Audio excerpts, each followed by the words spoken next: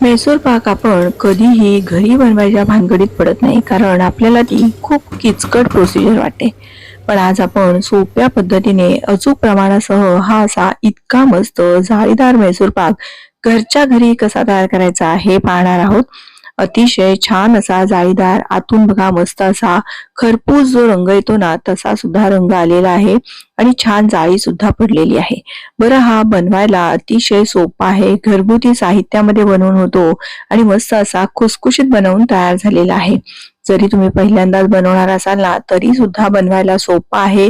अधिक महिन्यामध्ये जर तुम्हाला वाण म्हणून द्यायचं असेल, तर हा म्हैसूर पाक घरच्या घरी तयार केलेला खूप छान तयार होतो. नमस्कार, मी प्रिया. तुमच्या सगळ्यांचं खूप खूप मनापासून स्वागत. यासाठी आपल्याला फक्त 1 वाटी इतका बेसन लागणार आहे. म्हणजे अगदी बारीक दळलेलं किंवा विकतचं बेसन वापरलं तरीही चालेल. आणि त्यासाठी अशी एखादी घरातली कुठलीही वाटी प्रमाणासाठी घेतली तरीही चालेल. आता हे बेसन चांगलं असं आपल्याला चाळून घ्यायचं आहे, म्हणजे जो काही जाडसर भाग असतो तो निघून जातो. आता एक छोटंसं पातेलं घ्यायचं आणि त्याच वाटीने 1 वाटी इतकं मी हे साजूक तूप घेतलेलं आहे. स्वीट मार्ट मधून आपण जो म्हैसूर पाक आणतो त्यामध्ये बहुतांश वनस्पती तूप वापरलेलं असतं, साजूक तूप नसतं. म्हणूनच घरी केलेला म्हैसूर पाक कधीही छान. आणि त्याच वाटीने 1 वाटी इतकं रिफाईंड ऑइल घ्यायचं आहे. ज्याचा वास वगैरे येत नसेल असं तेल इथे आपल्याला वापरायचं आहे.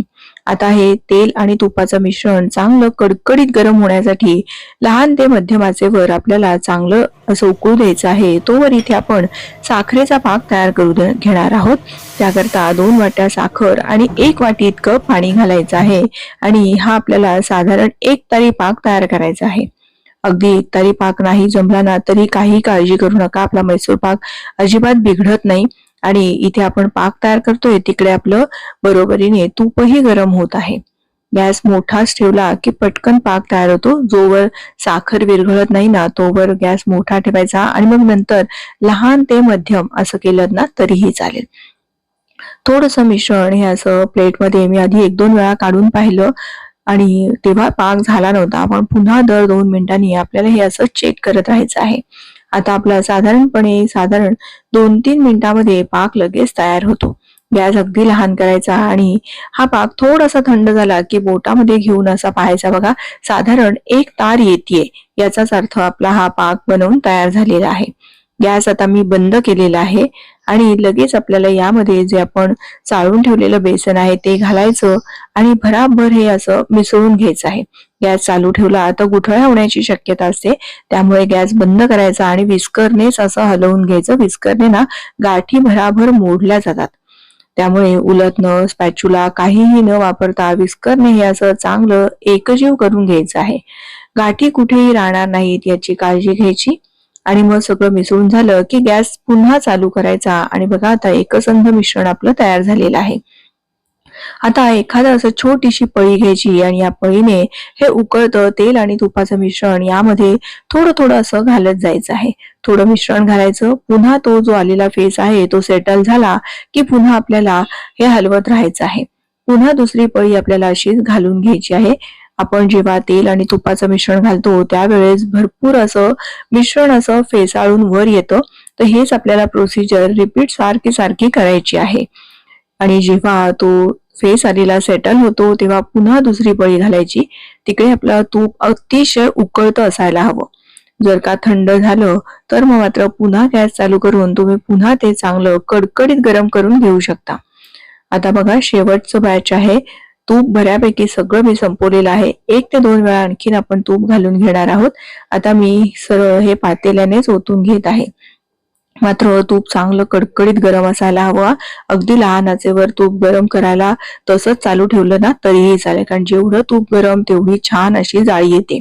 आता गॅस माझा लहान ते मध्यमच ठेवलेला आहे आणि हे सतत मी एका हाताने हलवत आहे. इथे आपलं तयार झालं. याची खूण काय असेल तर बघा, हे मिश्रण चांगलं असं सुटायला लागलेलं आहे. कडा याच्या सुटलेल्या आहेत आणि हे मिश्रण आहे ना असं जाळी धरलेली आहे. अशी जाळी यायला लागली याचाच अर्थ आपलं हे मिश्रण बरोबर तयार झालेलं आहे असं समजावं. आपल्याला याचा ना बघा याचं कडेने सुद्धा मिश्रण बऱ्यापैकी कढईला चिकटलेलं आहे आणि बघा जसजसे गॅस चालू तसं हे फुलायला लागलेलं आहे. लगेच आपल्याला एखाद्या डब्यामध्ये किंवा कशातही तुम्हाला ज्याच्यात सेट करायला वाटत असेल त्यामध्ये तुम्ही हे मिश्रण असं घालून घ्यायचं आहे. आता मात्र हा डबा अजिबात हलवायचा नाही, असाच्या असाच आपल्याला एखाद्या उबदार ठिकाणी ठेवायचा आहे, म्हणजे रंग ना फार सुरेख येतो. कडेने असं तूप सुटायला हवं आणि अशी छान जाळी यायला पाहिजे. असं मिश्रण झालं कीच यामध्ये ओतून घ्यायचं आणि साधारण अर्धा तासानंतर बघा हे मिश्रण मी असं तयार झालेलं आहे. मग मी अगदी गरम असतानाच ना ह्याच्या वड्या पाडून घेणार होते, म्हणून तुम्हाला एक ठिकाणी सुरुवात दिसत असेल की जिथे मी ना थोडंसं सुरीने कट मारून घेतलेलं आहे. पण अगदी गरम असताना वडी तुटू शकते, म्हणून साधारण अर्धा ते पाऊण तासानंतरच आपल्याला वड्या पाडायला घ्यायच्या आहेत. हे मिश्रण आता उन्हाळा आहे त्यामुळे बरंच गरम आहे, थंड व्हायला बराच वेळ लागला आणि अजूनही हे प्रचंड गरमच आहे. पण तरी अर्धा तास झालेला आहे आणि मग आपल्याला या वड्या कट करून घ्यायच्या, कारण आपण ना अगदी पूर्णतः हा थंड झाला आणि मग वड्या कट करायला घेतल्या तर सगळा वड्यांचा चुरा होतो, व्यवस्थित आपल्याला वड्या कट करता येत नाहीत. म्हणून ना हे गरम असतानाच मी तुम्हाला दाखवते. मला हात लावता येते पण बऱ्यापैकी हे गरम आहे. हे बघा छान अशी जाळी आलेली आहे, मध्यभागी बघा असा गडद रंग सुद्धा आलेला आहे.